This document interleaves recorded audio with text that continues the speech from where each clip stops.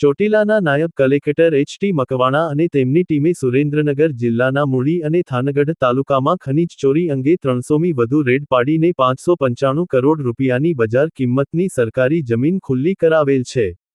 સમગ્ર બાબત એવી છે કે, સુરેન્દ્રનગર જિલ્લાના મૂળી અને થાનગઢ તાલુકાના ખનીજ પ્રભાવિત 42 ગામો પૈકી 28 ગામોની સરકારી જમીન ઉપર ખનીજ માફિયાઓ દ્વારા તદ્દન ગેરકાયદેસર કૂવાઓનું ખનન કરી કોલસાનું ખનન, વહન અને વેચાણની પ્રવૃત્તિ કરવામાં આવતી હતી, જેને કારણે સરકારને નુકસાન થવા ઉપરાંત હવા, પાણી, જમીન સહિત પર્યાવરણને પણ ભારે નુકસાન થતું હતું.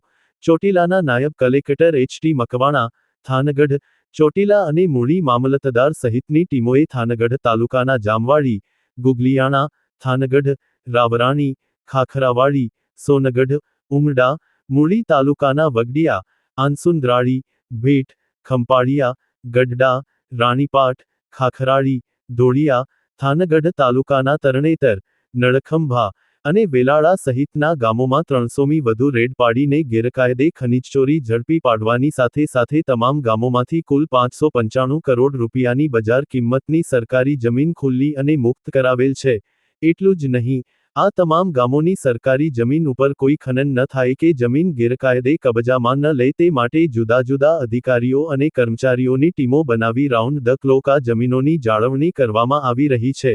આ જમીનોની ફરતે તાર ફેન્સિંગ કરવામાં આવનાર છે.